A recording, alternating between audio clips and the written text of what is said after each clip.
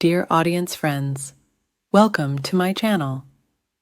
Don't forget to subscribe and like. Let's get started. Hey everyone, welcome back to Narrative Relationship. Make sure to hit that like button and subscribe for more stories like these. Now, let's dive into today's story. My friend sent me a video of my wife cheating with him, so I took full revenge on her. I'm a 42-year-old guy, and she's a 37-year-old woman. Our paths crossed at work. I'm a sound engineer at a football stadium, and she applied for a stadium maintenance and cleaning job. One summer, I noticed her during a game when the stadium manager was showing the new employees around. She stood out from the rest, wearing expensive clothes, owning a fancy phone, and driving a Range Rover that must have cost a fortune. Let me tell you, she was drop-dead gorgeous. I was like, whoa, where's she been all this time? She didn't seem like someone who needed to work, but there she was. I couldn't take my eyes off her for a whole month, but I didn't know how to approach her. She had sadness in her eyes and kept to herself mostly. I tried getting some info about her from Stan, the stadium manager, who happened to be a childhood friend of mine. But it turned out no one really knew much about her or her story. All I got was that she was from Wisconsin, 34 years old, and came from a wealthy background. But that didn't matter to me at all. Stan suggested I should just talk to her if I wanted to know more. He said she often worked overtime cleaning the stadium after games, and there was still an opening for that shift. So, he let me sign up, and that's exactly what I did. After the games that week, I joined the cleaning crew to help clean up the stadium, and guess who showed up? Yep, she did. I spent an hour trying to tidy up everywhere except where she was standing, and I must have looked like a total goofball making awkward eye contact. But you know what? She smiled and waved at me, and man, that smile was something else. It was the first time I had seen her smile, and it was absolutely beautiful. Even though I felt super awkward, that smile gave me the courage to approach her. She asked if I could help with her trash bag, and of course, I said yes. We didn't talk much that day, but I managed to get her name. Let's call her Karen. After that, we ran into each other from time to time during the after-game cleanups, and we'd help each other out. Our conversations mostly revolved around me, because whenever I tried to ask personal questions, she dodged them. I figured it was the setting that made her uncomfortable, so I decided to engineer more chances to see her outside of work. Finally, one Saturday after the cleanups, she had car troubles, and I offered to give her a ride.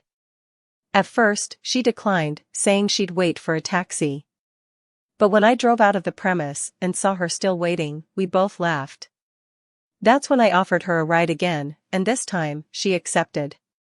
The car ride home was one of those magical moments I'll treasure forever. The sun was setting, and Michael Bublé's "Call Me Irresponsible" was playing loudly on the speakers. We were both singing along and having a blast. It was like she transformed from this quiet, mysterious person to someone radiant and carefree. Her hair flowed in the wind, and her eyes sparkled. I fell head over heels for her right then and there. When I dropped her off, she thanked me for the ride, and I mustered up the courage to ask her out on a date. She looked at me for what felt like an eternity and then smiled and said yes. She said yes as a way of showing appreciation for the ride and how nice I had been to her. We went out for sushi a few days later, and the date started off a bit awkward. But after a couple of drinks, we both loosened up and started talking more. Turns out we had a lot in common, like our love for seafood and the same type of wine. I asked her why she didn't talk much about herself, and she said she just didn't feel like it most of the time. It turned out that Karen's dad had a successful steel factory in Wisconsin. She grew up as an only child in a Jewish family, and it wasn't always the most fun experience for her. Given the circumstances, her dad was Jewish, but her mom had Jewish ancestry but wasn't. Her dad wasn't pleased with the guys she brought home so far. He disowned her twice and cut her off completely. That's why she needed a job at the stadium so she wouldn't rely on him for money. She had dated a bunch of different guys in the past, and they were all a mix of characters, from pills dealers, to ex-convicts, to crazy people. I could see why her dad didn't approve. She once told me she had a thing for broken and damaged people and she liked living dangerously. I couldn't quite understand why someone like her would want to be with those kinds of people. But that night we spent together ended well, and it was clear she liked me. At that time, she had just come out of a relationship with an offensive pills dealer, but her dad made her leave him. She didn't want to leave, so he cut her off. Eventually, she left him when the police found hard pills in her car, which her boyfriend had left there during one of his runs. Because of that, she lost her nursing license and broke up with him. For the next 6 months, she sent me mixed signals, sometimes pulling me close and other times pushing me away. It left me confused for a while, but I didn't lose hope.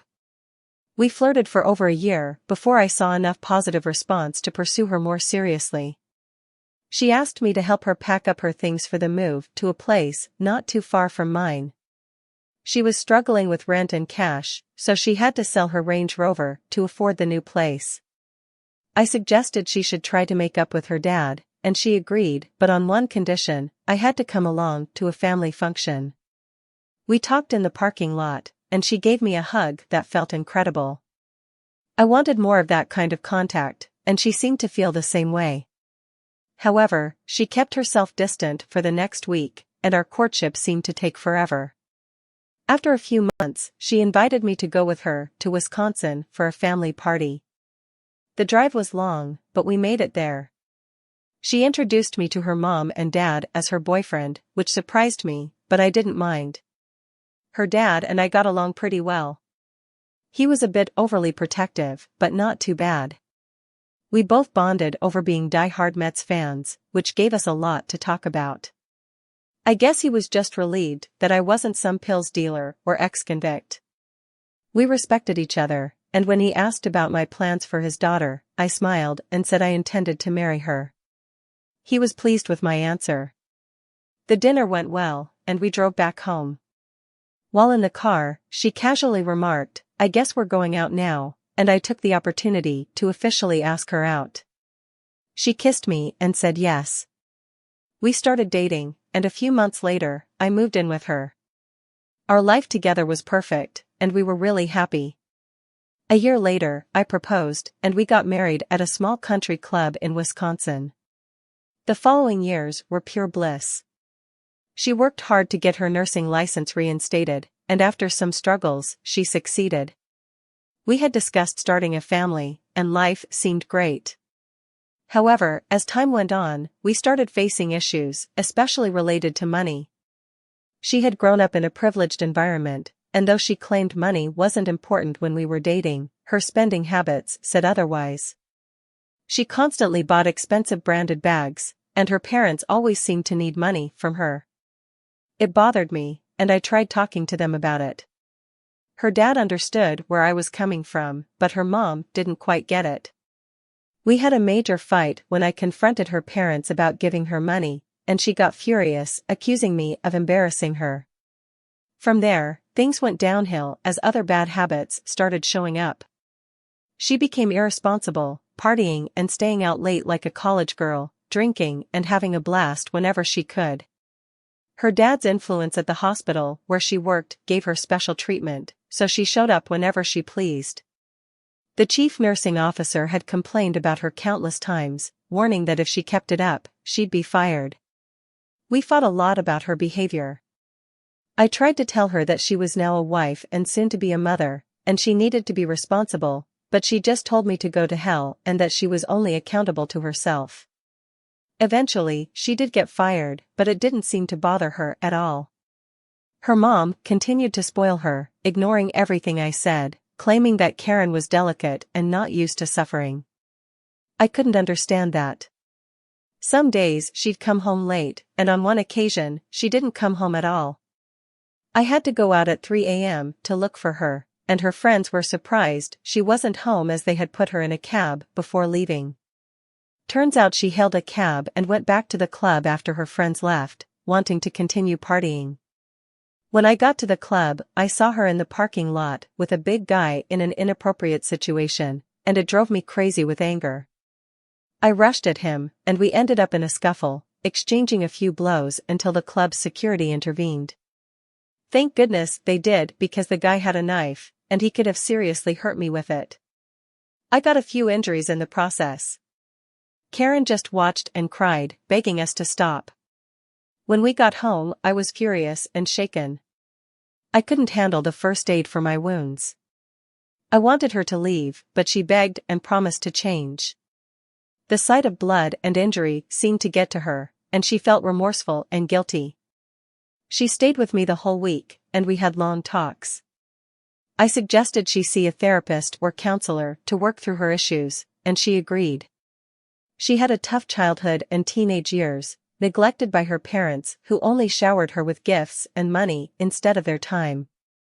So, she ended up with the wrong crowd, hanging out with pills dealers, and obsessions had taken its toll on her. I took her to her first therapy session, and she felt better after talking to the therapist.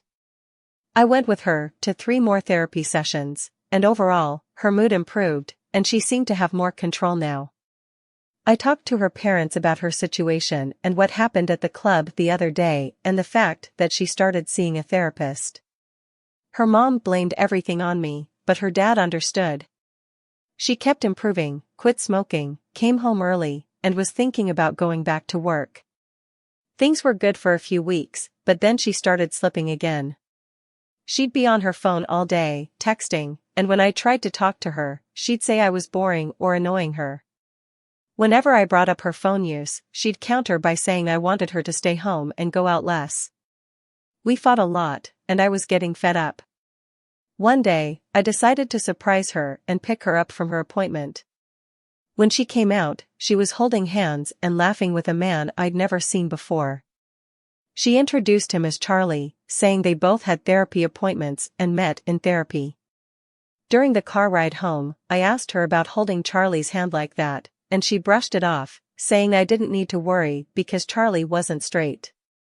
I accepted her explanation.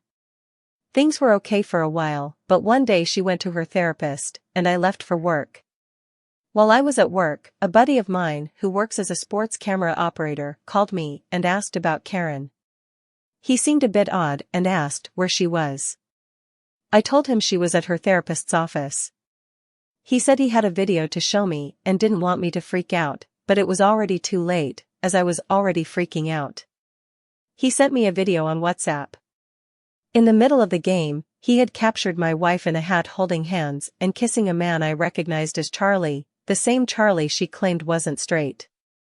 I was so furious, and all I remember is my buddy trying to calm me down. As soon as I finished work, I rushed to the therapist's office, even though her session wasn't over for another hour. I called her cell, but she didn't pick up. The therapist informed me that Karen hadn't been there for a while, and she had been trying to contact me but couldn't reach me on my new line. However, I hadn't changed my phone number. Karen had lied, claiming I lost my phone and had to change lines, and she gave the therapist the wrong number. I got back home seething with anger and waited for her. When she finally returned, I asked where she had been, and she said she was at therapy. I questioned why she didn't pick up her cell, and she claimed phones weren't allowed during therapy sessions. Clever excuse, I thought. I didn't let on that I had been at her therapist's office or mentioned the video. I wanted her to come clean on her own, so I asked if there was anything she wanted to tell me. She looked confused and denied anything was wrong. For days, I observed her from a distance as she went out every day, supposedly hanging out with gay Charlie and her friends or attending therapy sessions. Little did I know, she was actually fooling around with Charlie behind my back. The thought infuriated me, and I couldn't believe she believed I was so naive. I hoped she would eventually confess and tell me the truth, but the week dragged on, and she remained silent. We didn't even talk to each other anymore. Whenever her parents called, she put on a fake happy act, pretending to be a loving wife so they would keep sending her money. She even invited Charlie over, with him still playing the idiotic charade of being gay. I lost my self-assurance as a man and sank into depression. The pain was unbearable, and I couldn't muster the courage to confront her. Things continued like this until the end of the year. On New Year's Day, I asked her again if she had anything to confess, but her response remained the same. The family Passover dinner was approaching in April, and I had given her plenty of time to come clean and tell me the truth. In the meantime, I hired a private investigator to gather all the evidence I needed for what I was about to do. Then, I consulted a lawyer and had him prepare the divorce papers. The PI spent weeks collecting photos and videos of them together, holding hands in public, entering their favorite hotel, and even making out in a car. I compiled all the evidence on a flash drive. On the first day of Passover, her family gathered for a big dinner, or Seder as it's known in Judaism. Everyone came together to eat, exchange gifts, and enjoy each other's company. We arrived late, and an argument erupted over her insistence that I wear an expensive suit she had bought for me. I tried to reason that my regular suits were just fine, but she accused me of acting weird and being annoying. I struggled to keep my composure. She claimed I would embarrass her in front of her family, and especially her mother. Finally, we arrived at the dinner, and after prayers and the meal, we began the tradition of exchanging gifts among the adults, gathering in the living room. When it was my turn to give out gifts, I got her dad a Tom Seaver jersey, knowing he'd love it. For her mom, I chose a bottle of wine, which she might not have liked, but she smiled graciously. For Karen, I handed over a small box containing the flash drive with all the evidence. She seemed puzzled and gave me a strange look, but I told her it held all the reasons why I loved her and some of our best memories together. The family found it cute, but Karen rolled her eyes at me. I suggested she played it on the TV for everyone, and they all agreed. So, she plugged the flash drive into the TV's USB port, and the video started playing.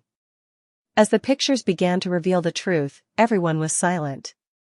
Karen didn't move, and tears started streaming down her face. Charlie's expression was priceless. Infidelity was taken seriously in her Orthodox Jewish family, and I genuinely felt sorry for her dad. I got up, approached him, and personally apologized for everything, then placed the divorce papers on the table, telling Karen that I needed them signed. Both Karen and her mom went on their knees, pleading and crying, but I stood my ground. I had given her ample time to come clean, and her apologies now seemed hollow since she was only remorseful because she got caught. I also went to her dad and offered my apologies again, feeling sympathy for him, embarrassed by his daughter's actions. I sat in the car, and tears streamed down my face. Eventually, I gathered myself, went back home, packed up all my belongings, and left. The divorce was finalized a few months later, and her family completely cut ties with her. You know how serious they are about infidelity in Orthodox Jewish communities.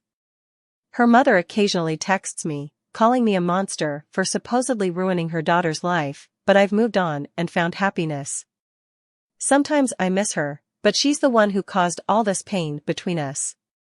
The last I heard, she had found a job at a 911 and was pregnant with a crackhead. It's a shame how her life has turned out.